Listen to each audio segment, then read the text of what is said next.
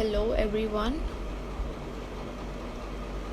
My name is Preet Desai and I'm a final year student of Bachelor's of Sports Management.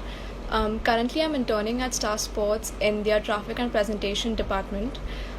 So today is the fourth interview of our Alumni Speak series, and I'm so excited for it. We're gonna having Tanaz Muhammad with us in some time. So she graduated from the postgraduate program in our institute itself, and currently she is working as a grassroots development officer at Mumbai City FC, and she is also part of head coach educator at Premier Skills, which is an initiative by Premier League, and she's also part of Reliance Foundation of Youth Champs. So we're just gonna wait for Tanaz to join us. Meanwhile, if you guys have any questions, Tanaz and I will be taking them at the end of the interview. So stay tuned in. Oh, by the way, did you guys know that Tanaz is a national level hockey player turned into a football educator coach? So you're gonna know a lot about her career. We're just waiting for her to join us, and then we shall get started. Meanwhile, do you guys have any questions regarding grassroots development that you would like me to cover in the conversation? Please feel free to mention it in the comment section. I'm just gonna pin the comment here.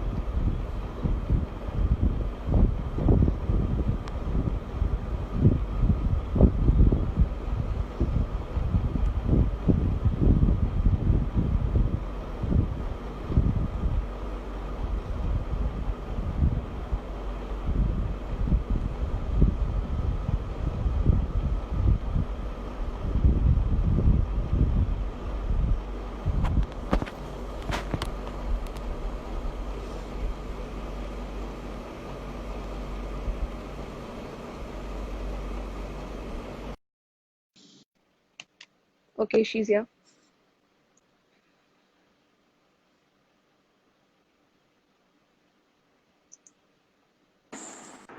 Hi. Hi, Preet. How are you? Hi, how are you doing? All good. How are you? I'm fine. Obviously, it's kind of a unique time for all of us, to like stay at home, stay as healthy as we can. So I wanted to know, like, how is your time at home going? Like, have you been up to anything unique, or do you have any goals set? Like, how do you want to get out of this quarantine period? I think my goal was to actually sit and do something creative because most of the time I'm out on the field. I am busy doing something or the else. This is the time Yeah. that I've got to be at home. Initially, I thought, oh wow, I'm at home. I'll be doing this. I'll be doing that. But now it's so like elongated in such a long time.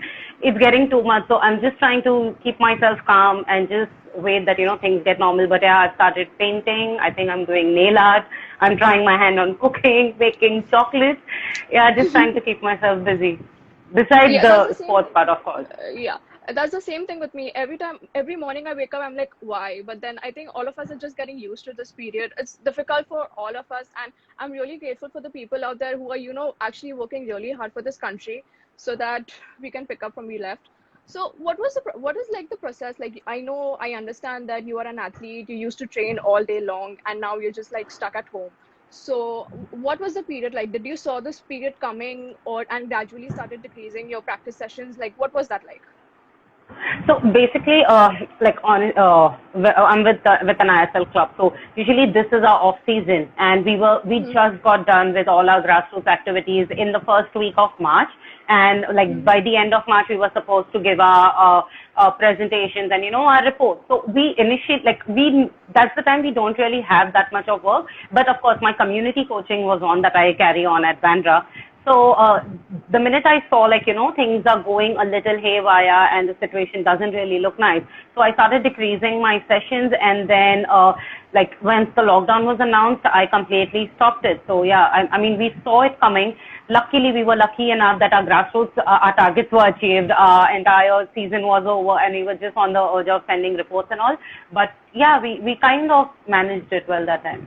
Yeah, I feel that's like the hardest part because we don't know exactly about the timeline, like when the situation is going to end, when will we be able to get out? Because sports is something that it involves a lot of people. It's not just you or me. It's about the entire community.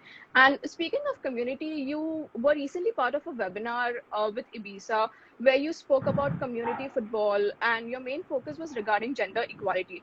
Could you tell our viewers something more about the importance of gender equality in football? I think the main focus over there also, what I was putting more pressure on was that the awareness that is missing for female footballers. To be honest, there are opportunities out there. It's not that it's not there. There are a lot of opportunities. The only thing is there is no awareness till date, and we feel like we are in 2020, things are so nice, and we are so ahead. But to be honest, once you're out on field, you come to know that still there is no awareness about what all is there available, even for females in the sports industry, and not only football per se, but let it be many other sports. People think that it's only about playing. Once you are done playing, it's gone. But it's No. nothing like that. There is so much more than playing out there now, and you can actually like get a formal, people say, like having a proper career. You can actually make a proper career into sports industry. So my focus during that session was more about creating awareness for women, so that women know what is happening, because the age old thinking that has come down, like females cannot play this, or they cannot do that, they can do this.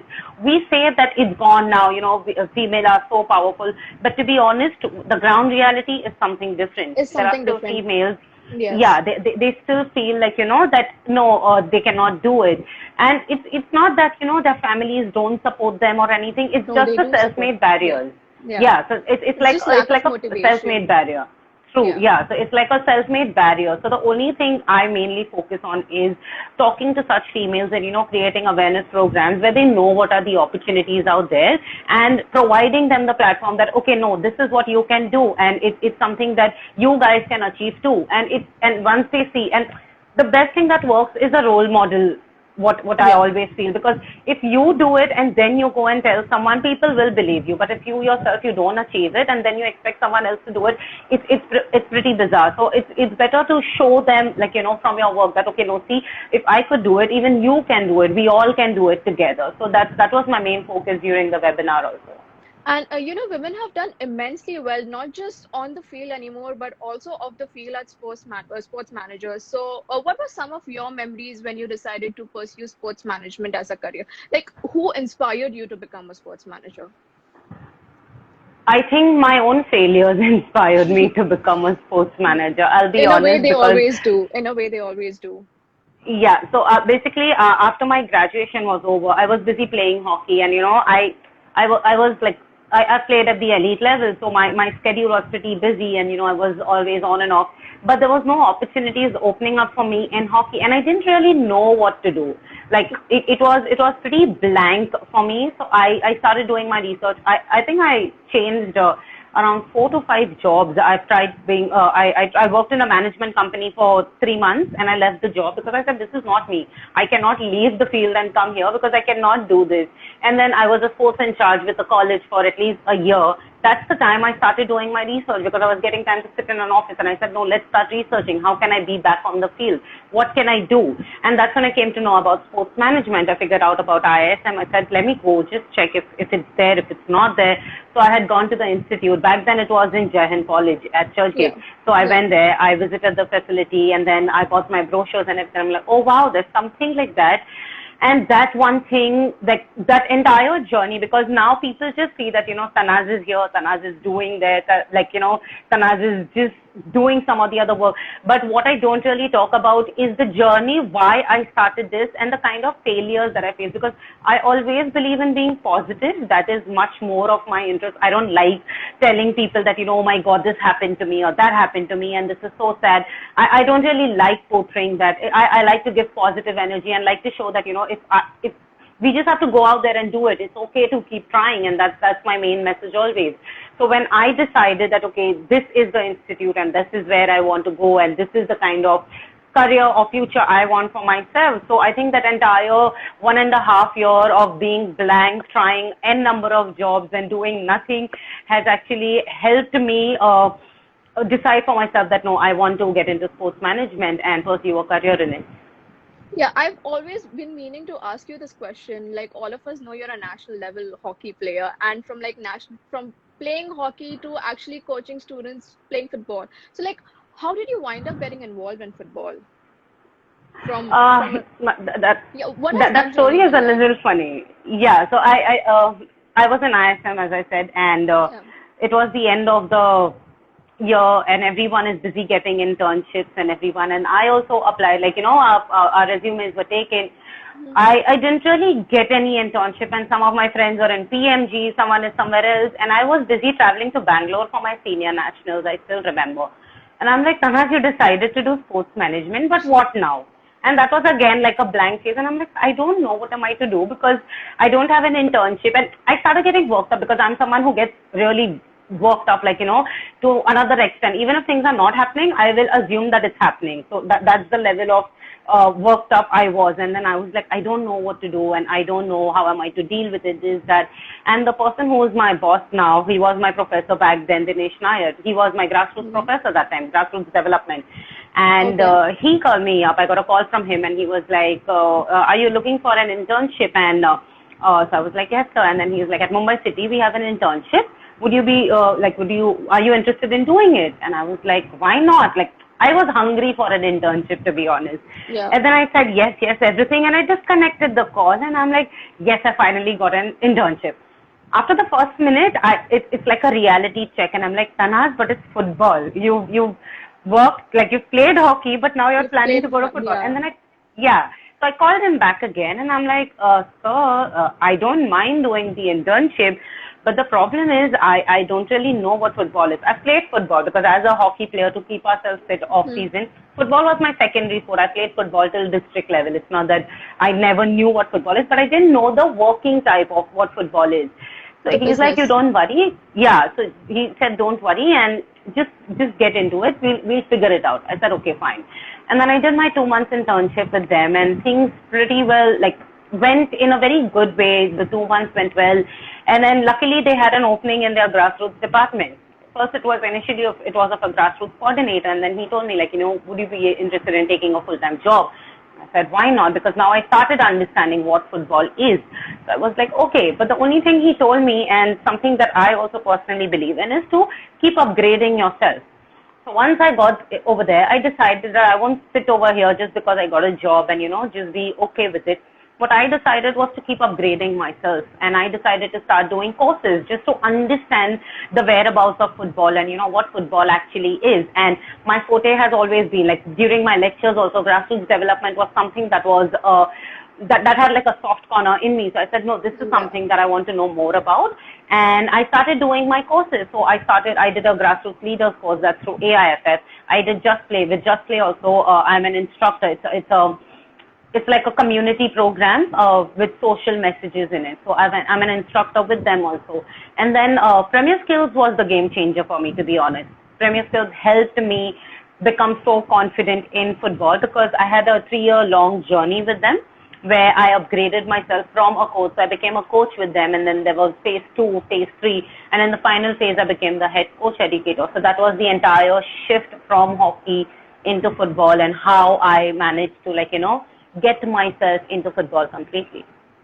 So, did this like involve a lot of change in your lifestyle, like the current lifestyle that you had as a national hockey player, like including like travel or longer working hours? Did you face any issues while that transition was in place?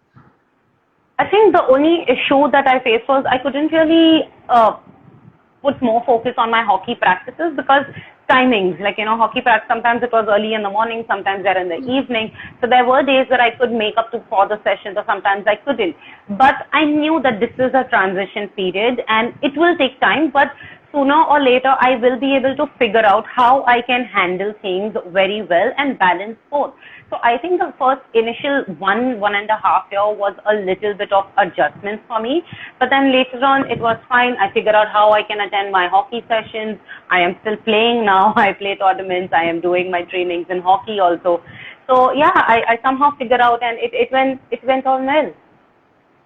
Oh, that's nice. Good to know that. But so let's talk about as you currently said, how you got involved with Mumbai City FC and Premier Skills. So, like, what does your typical day at work look like? Being involved with like different organizations, how do you manage to actually do it? So, okay, Premier Skills is something that has come down from Premier League, and in Okay. India it is organized by the Indian Super League and Okay. British Council.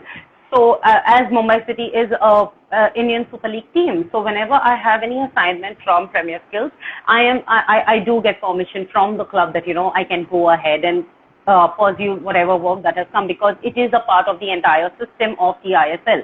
So I think the schedule is pretty manageable over there when it comes to working on both. So basically, if at all I have, like talking about coach education through Premier Skills, I start my day in the morning at around say 6:30, because I have to prepare for the session, and then my session starts at around 8 o'clock, and then it goes on. Like, it's a mix of theory and practical. It's not only theory. So we are on field, we are in classrooms, we are doing sessions with kids, and we are training coaches, and then the day ends at around say 5:36. That's how long we are completely in that entire system of just training. And then after that, I sit and I prepare my report. So that's with Premier Skills. And when it comes to the grassroots development with Mumbai City, we organize a lot of events when it comes to grassroots. So there are scouting camps, there are trials, there are leagues that we organize, there are festivals, there are workshops. So we do have, we set it up in a way where we can line up everything properly, and then we give sufficient time to each and every activity that is going on. Also, how is the current grassroots development culture look like? Like, is there scope in the industry for like professionals like myself to enter?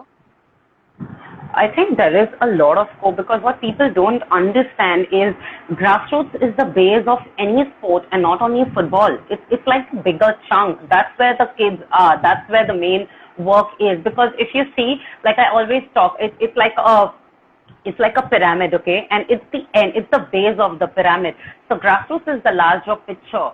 And like, you can do a lot of things. You can do sessions, you can do, there are leagues, there are tournaments, and there are proper leagues, right? We're not just saying, okay, only one person can do it. But there is a proper system, like a formal system that works in grassroots development. Like, every team possible has their own grassroots development team now, who works in the development of kids over there. And then let it be any sport, any association, they do have targets for grassroots development. So I think grassroots development is like the underdog, but it's something that is very, very, very important, because if you work in grassroots development, if you do work that is actually bringing in good change, your youth will become stronger, and then through your youth, your elite will become stronger. So yes, there is a lot of scope, a lot of opportunities. And it's not only that you can only become a coach.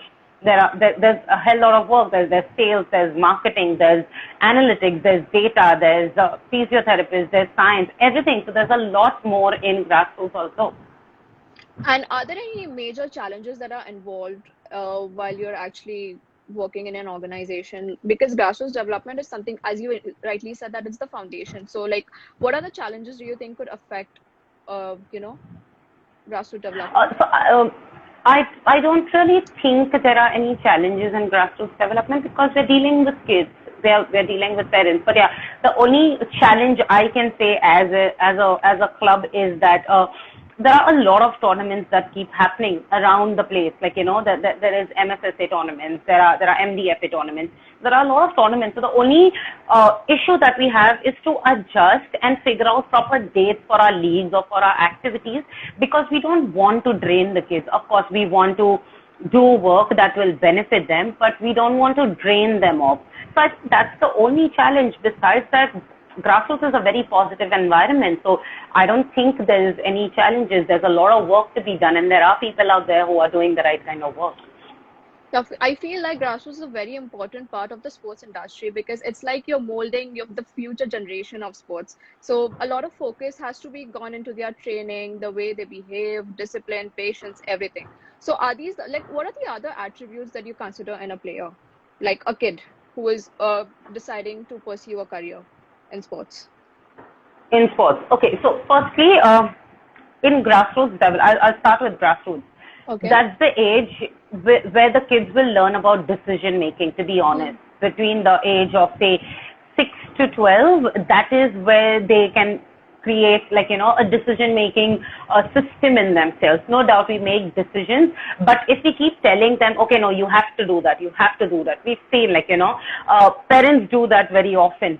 Or say coaches also, no, don't do this, pass the ball to the right only. But the kid is supposed to do something else. Maybe he was supposed to pass on the right. and he was trying to do something else, but the coach has told something else. So that is what main thing in grassroots development is. You let them learn decision making.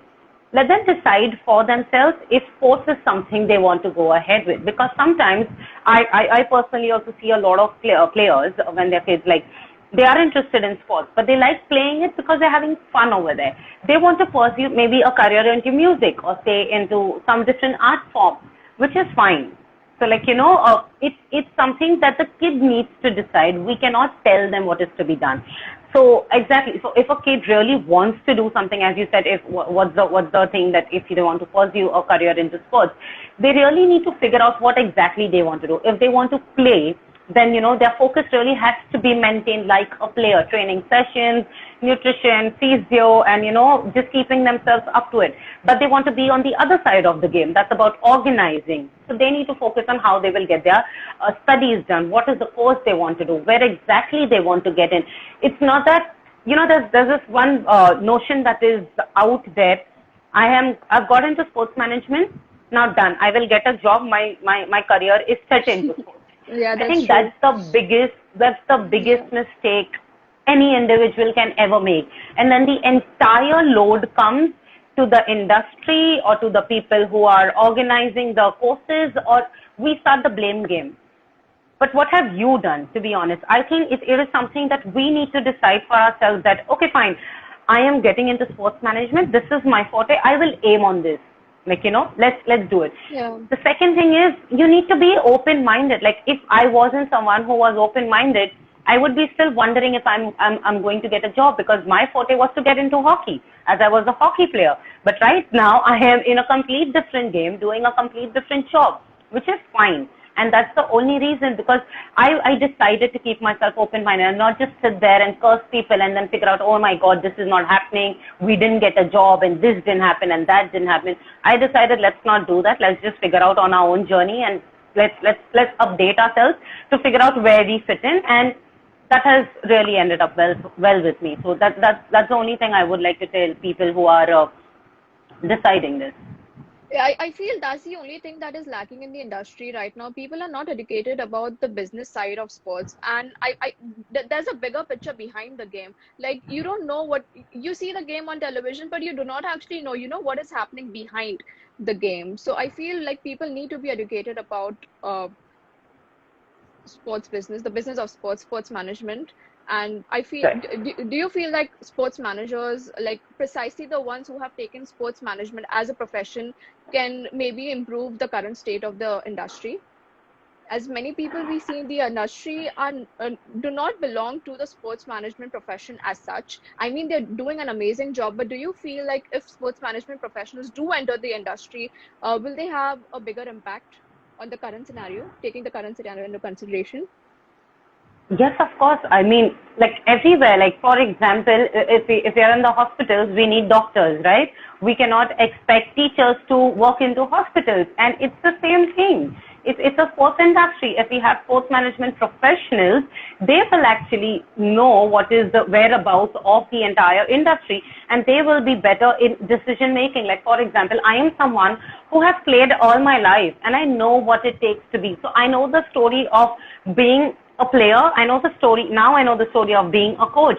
So when I am organizing something, I do have an idea of what it takes to be a player, what it takes to be a coach, if things are working out for them, if they are not working out for them. And as a manager or as a person on the management side, I can take smart decisions, because that is what is needed. So I think professionals coming in the industry and doing the right kind of work at the right kind of place will actually help develop the industry. And trust me, the industry is right now at the developing phase, because now there are people who are actually knowing. Like when I was in ISM, I remember we had one classroom. We had just 2 courses going on, 2 or 3 courses going on. But now when I've seen ISM, there's like a whole lot of, it's a complete different world. And that is development, to be honest. That is the way how things are developing. It's the same thing with the industry. Initially, people didn't know, but now people know. There are opportunities coming out there. So when these professionals come in the right place, do the right kind of work, I think there's a lot of improvement that is just waiting to happen out there.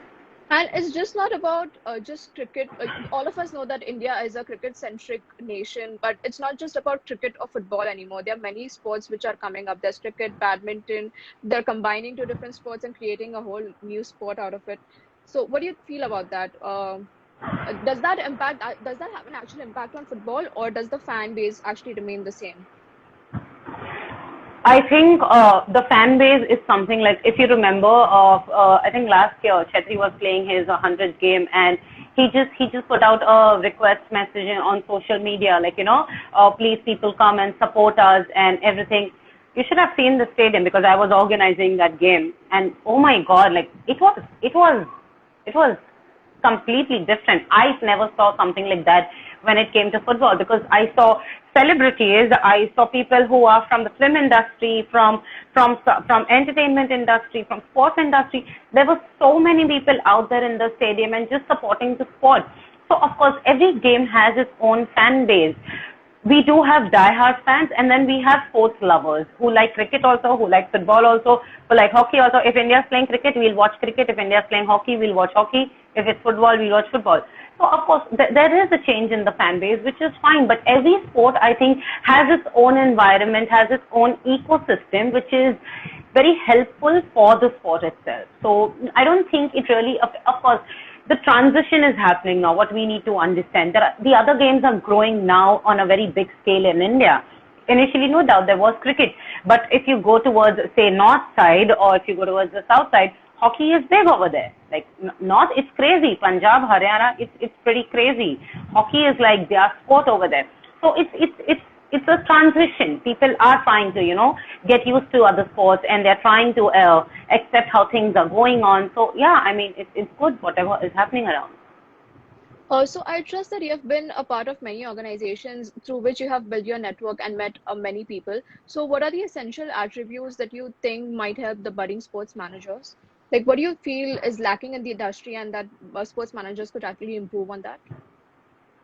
I think, firstly, have aims. What sports managers should really do is figure out for themselves what they want to do. To be honest, I mean, you need to have realistic aims. You don't need to tell that, okay, yeah, this is my final year. After this, I am only going to manage Sachin Tendulkar or Yuvraj Singh, or else I am not going to do any work, or the sports industry is not working for me. That's not a realistic dream. Have realistic dream. If you're someone who likes cricket, then decide for yourself, oh no, there's so much, there's this academy that works well in cricket. Maybe I can design a grassroots development program for them and try and pitch in.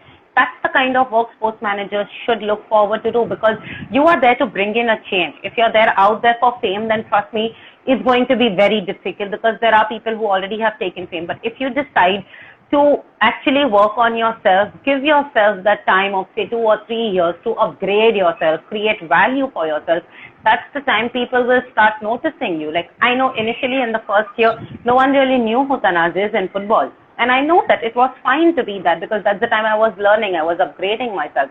But now, right now, I don't know if I can say that confidently, but I've at least managed to make some place for myself in the industry where people know that, okay, no, she is doing something. She is there in football.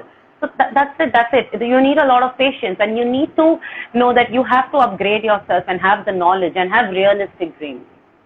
I think that's the only thing, because a lot of people, they are young right now. So what they do is they lack patience. They need everything served to them on a silver plate.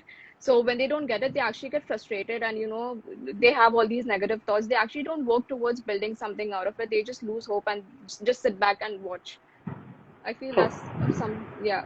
So all of the grassroots development industry has drastically changed in the recent years. So what changes have you observed from being inside organizations? Like, what have you observed from the other end? Okay, so The changes. because I started playing at the age of 7.5, 8. So maybe that time I was in grassroots. Mhm. What I used to go through that time, as a kid, I remember like what the kids are getting right now.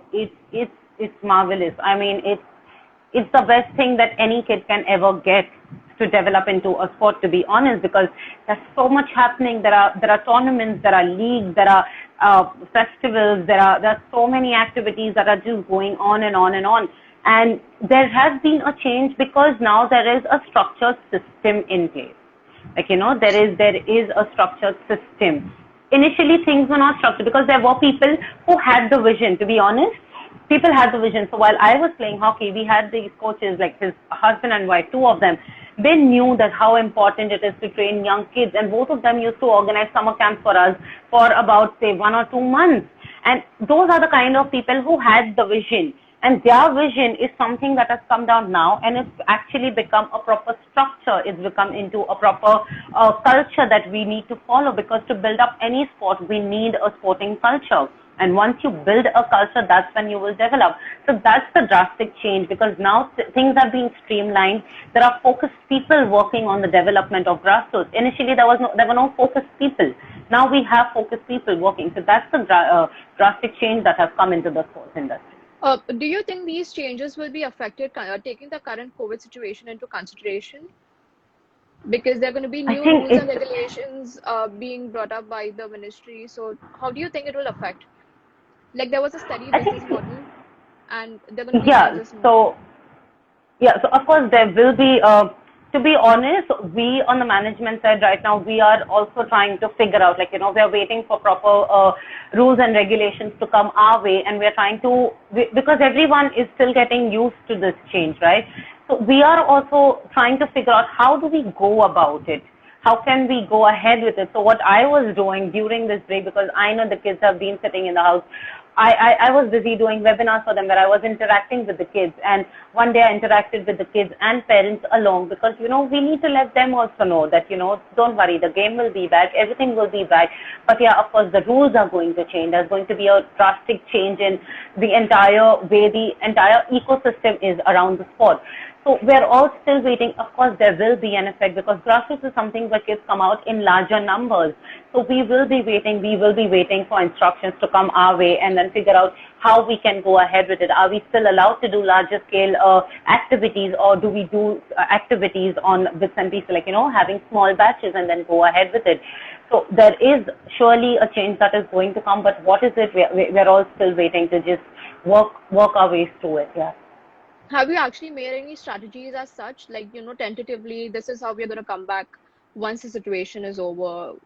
Anything as such that you're actually working on right now? Right now, to be honest, this is something that the medical teams are taking charge, to be honest. Our medical teams, our physios, they are deciding, because they are in the medical side, right? And they know the medical situation that is available outside. So they are someone who are working on such matters, and they're trying to figure out how can, players get back. So what we decided during this break is, let the players be fit. We are giving them workouts. There are academies who are doing workouts, and, they are keeping themselves fit in the house. And once the lockdown is over, how do we go about it? So again, as I say, it is in process. That there's a lot of research and development that we're doing, because first we said, okay, no, we'll have batches of trainings, but then we realized the kids will be traveling, because Mumbai, if you see, it's not that one ground and then people are just around that place. No, people do travel. Kids have to travel. Then again, we had to drop that idea, because there's a lot of travel. So again, there's a lot of research and development that is still going on, and we're trying to figure out how do we get through this. Has technology played any major role during this period? Have you been conducting any online sessions for the kids, or, a way of educating them? Because they are kids after all, they don't know exactly what is happening outside. So is your company working towards that? I think we are blessed to have technology, to be honest, at these times, because all of us, what we are doing is we are conducting sessions, and mainly for coaches, because coaches don't really get to upgrade themselves. So the coaches, there are a lot of webinars happening, and not only in Mumbai or Maharashtra, but all over India. And then we have international guests also coming and speaking to them. So there is a lot of work that is happening through these technologies only, where, coaches are upgrading themselves. They're getting the knowledge on maybe on diets, on nutrition, on physiotherapy, on game plans, and a lot of things. And when it's about kids, of course, I do interact with a lot of kids when, as I said, I do webinars for them, just let them know, how they can be fit in the house, and how things are going to be fine, and, how they can balance studies and sports together. So yeah, there's a lot of interaction that we're trying to keep in place, and, just make sure that the kids and everyone is having a positive time in their houses. Okay, that's about it. I really appreciate you joining us today. So, what I'm going to do is I'm going to ask the viewers if they have any questions, they can just write them in the comment section, and then we can take a quick questionnaire round. Okay. Cool. If anybody has any questions, please feel free to mention them in the comment section.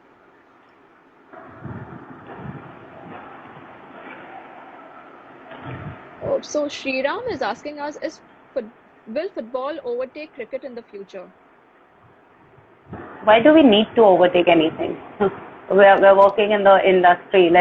We need to be people who should work in developing the sports culture in our country. I don't think overtaking someone somewhere should be our aim. I think let everything develop because that will help us develop as a nation.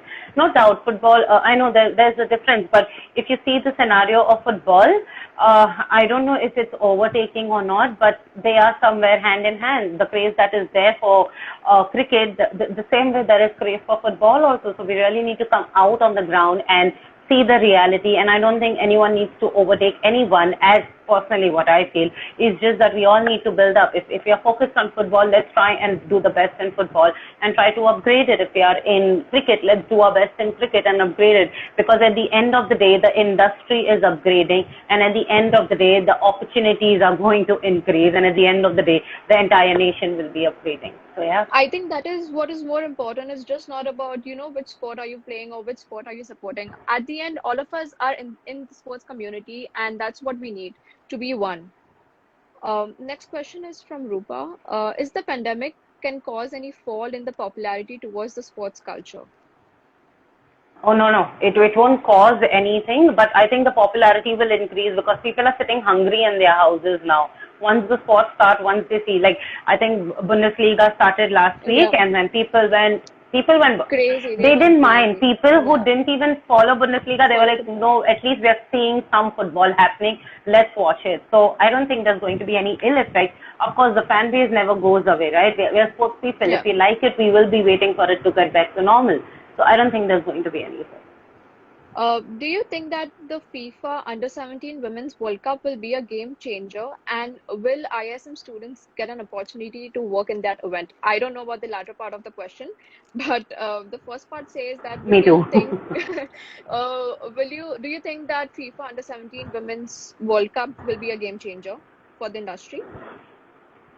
Uh, we've already had one World Cup that was conducted, I think, in 2017. Yeah, World Cups are good because we have the crowd pulling. Of course, as a business, as working in football for business, it is good because these are major tournaments that have come to our country. There's a lot of opportunity. The world is looking at us, how we organize it, how we do it, and that's the reason why the under 17 World Cup is again come back to our country because we ended up doing a good job during the World Cup in 2017. So of course it is like that has been a game changer. That's the reason the second World Cup has come here now. And again, this is a game changer. So of course it's about it's getting a lot of attraction towards our country. So yes, it is going to be a game changer again. Kavan is asking, what are the different strategies to get the sponsorship for grassroots players and leagues? I don't think grassroots players require sponsorship because they're kids, they're under 12 kids. Players don't require sponsorship. But yeah, of course, if you're having a project, so basically if you're conducting a league, what are the I would say if you want sponsors, firstly, of course, the club is the one that supports you. If you're looking out for sponsors from outside, you want to make it into a big event, then focus on products that actually deal with kids. So basically, if your target should be maybe like a Bonvita or maybe like some biscuit company like a Britannia or something, because these are like this is what work towards the development of kids. Those are supposed to be your sponsors. Maybe if you're organizing a grassroots league and if you go for a Lux company, Lux will be wondering what is there for us over there because they are not getting anything in exchange. People come and sponsor when there is a two-way business, when they know they are also going to benefit something, and that's the reason why they will sponsor. So I think if you're doing anything in grassroots, go for products and go for companies and go for sponsors who actually work in the towards the development of kids. Okay, Saurabh wants to know how has ISM helped you in your career? I think my entire education system was ISM. That's been the major help because before that I knew sports is there, but I came to know about what formal sports is only after getting into ISM. Provided you attend lectures, to be very honest, because just getting into ISM is not going to be your savior. You need to attend lectures. You need to know what lectures are happening so that you know what is happening there. Because what is funny is people take admission and they don't attend lectures and then Yeah. they blame the institute, like the institute didn't do this, but where were you when there was something going on? And that is very funny. So of course ISM has helped me, because when I came into ISM I came to know that there's something called as marketing in sports, there's finance in sports, there's grassroots that has become like my bread and butter now. There's grassroots in sports, there's events in sports, there's a lot in sports. So of course ISM has actually been like my base in education, and that has helped me upgrade myself. Next question. How can we spread football in our country so that we can see our Indian team in FIFA? How do we I spread think the work awareness? has started. Yeah, the work has started, to be honest. But let's have realistic dreams. Now, if you say, haha, 2022 World Cup is us, we are going there. No, Baba, that's not a realistic dream. There's still a lot of work happening, right? Because now is where we are focused on grassroots and youth. Now the work is happening. Give us another, say, 7 to 10 years, and that's when we can start aiming that, oh no, now there are possibilities, we can go there. Because now we are getting those changes. Now we are adapting to things. Now we are training kids as young as 5 and 6, because they're getting more number of balls. That is initially that wasn't the scene. So it's a change. It's in the developing phase, and of course you will see the country in FIFA World Cup. But we have to give them time. It's a slow process. We need to wait. We cannot just act like fans over there and say, okay, no, 2022 is us. We are going to be there. Realistic. We need to be realistic in the dreams also and the aims that we're having. Um, so we have another question where he wants to know about the importance of esports. Do you feel that women can also be a part of esports, taking the current situation into consideration? Do you think there's scope for the growth of esports in India and women being a part of it? I I see the first thing is, let's take it as an opportunity. Let it be esports or let it be any other sport. Okay, it's an opportunity out there. It's if it's an opportunity, if as a woman I feel I am someone who can do good over there, that is something that interests me, then I should go and try for it. I mean, everything has, and as I said, we are not aware, but maybe because I personally, I am not someone who focuses on esports. So I don't really know what is the fan base of esports, but if fan base is there and esports, so maybe esports is already doing good and they are having their kind of upgradations that are taking place over there. So every sport does has their, and everything comes along with pros and cons, right? There's Yeah. good and bad that happens on both the ends. So maybe what their targets are, the organizers over there, what targets they have set, they must have achieved it, and that's the reason they're looking forward to grow it up. And when it comes to women having opportunity, if there's a woman who feels like esports is her forte and she can do something over there, then why not? She can just go out there and try it out. Yeah, most of them do think that esports is a very male dominant sector of the sports industry, but I don't feel the same. I myself, I play so many games online, and it's actually fun, just to pass your time. And recently, esports industry has evolved a lot. So, coming to the next question, any words regarding the prospects and opportunities for someone who's planning to enter the sports management industry from a different field? Can you come again with the question? I didn't And get it. any prospects or opportunities for someone who's planning to enter the sports management industry from a different field? For example, engineering or maybe law, Oh, CA. I think, Yeah. of course, I think when I was also in ISM, majority of my batchmates were engineers who gave up on their engineering field because they wanted to get back into the sport. I think the course is pretty flexible enough, and the sports industry is pretty flexible enough, where people who are actually having various backgrounds are coming into the sports industry because now they see it growing and now they find opportunities over there. So yeah, of course, there is an opportunity. What someone needs to do is do your research, figure out for yourself what you want to do, what you want to pursue ahead. And there are so many institutes around, there's so many courses happening. Figure out what is something that interests you and just go ahead and get it done. I mean, sports industry is always welcome. There's no hard and fast rule that engineers cannot come here, or it's nothing like that. If you want to take that change, then of course you can go ahead with that change. If you were unable to become a sports personality, then sports management is a good option or not to start a sports business?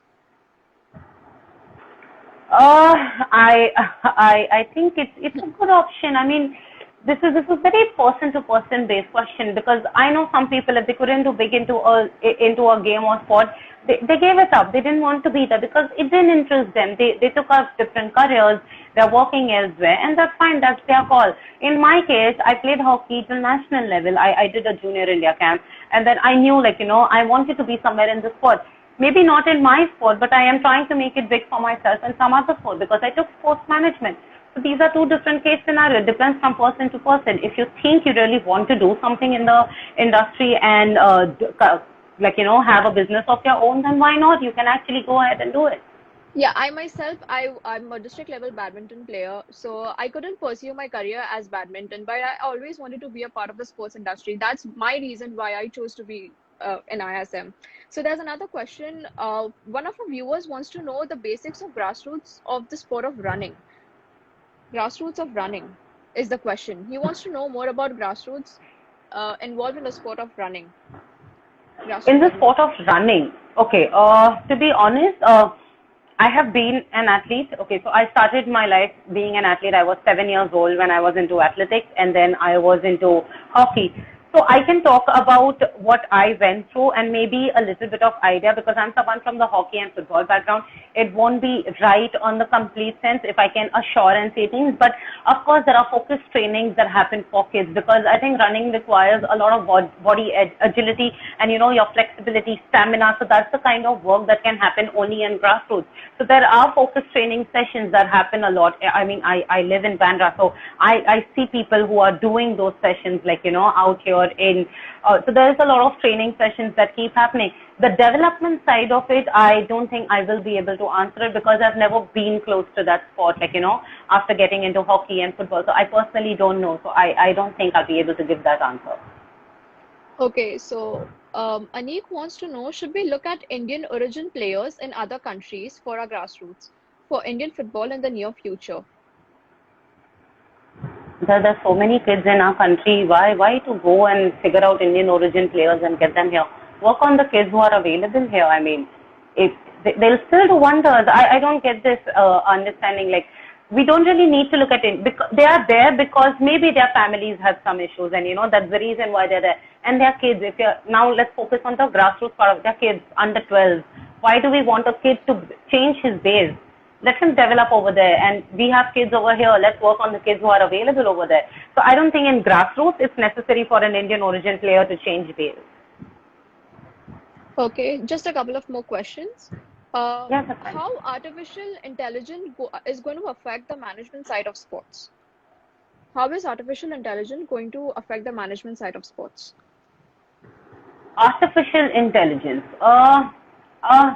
See, to be honest, artificial intelligence does take over a lot of things.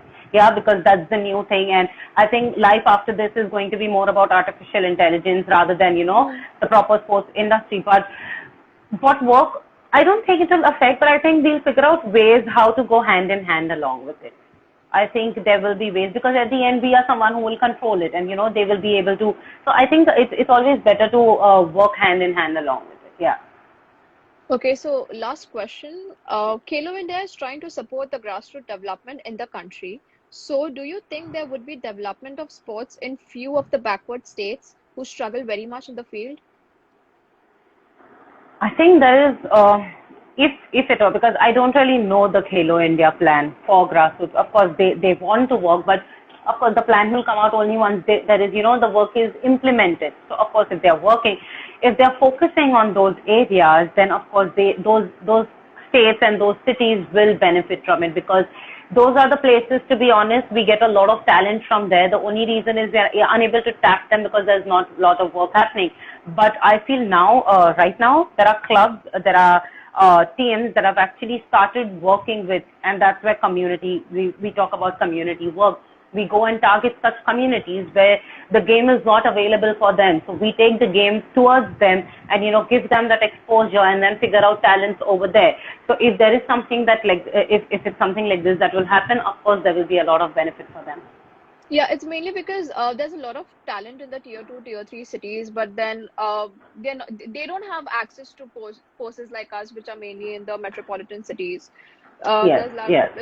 those kids are very talented. It's just that they lack education. So, how do you have any plans in mind which could help them educate such kids? Or is your I company think it's working towards anything as such, mainly focused on the tier two, tier three cities, moving a little bit apart from the city area? I think what we do now, I'll talk about not really about my company, but in the football business. Okay, what we do Okay. in football is being an educator also. Like I'm a primary skills educator. I educated coaches in Mumbai, and then I traveled to Gujarat. So Gujarat was a place where they were like in Baroda. There was this place where they didn't really have any premier skills course before that. So I ended up reaching out over there. Those coaches got certified and they are now certified coaches and they are doing the community work.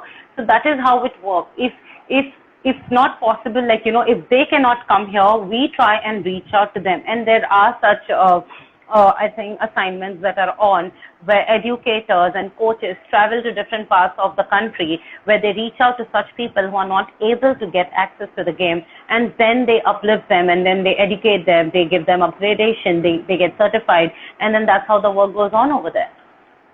Thank you so much. That's about it. I appreciate you joining us.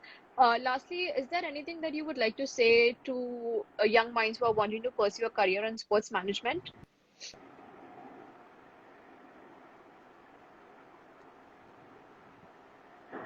I think the very first thing I would tell people if they are really wanting to get into sports management is don't have high expectations without doing anything. Yeah. First, upgrade yourself. Once you upgrade yourself, once you build a value for yourself, then expect to be valued. So, a simple example is when we go out there, I will work only for so much salary. I won't take anything less than that.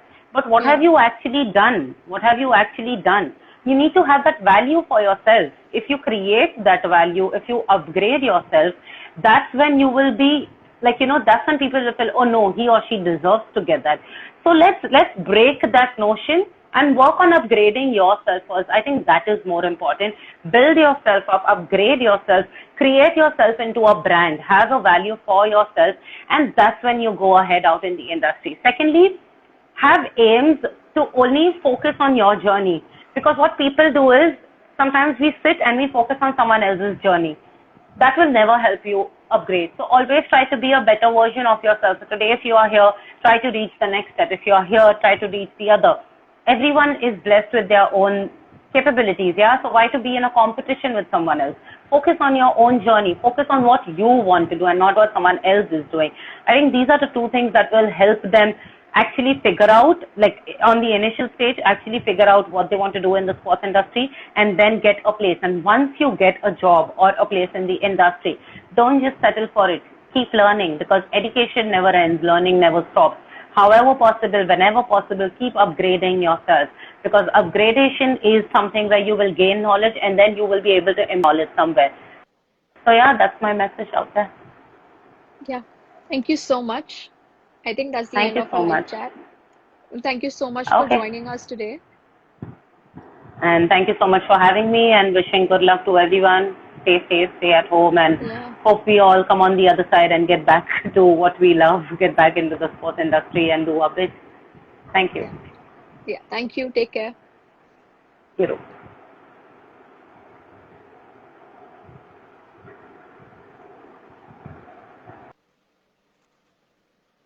Thank you so much, guys, for tuning in for the live chat.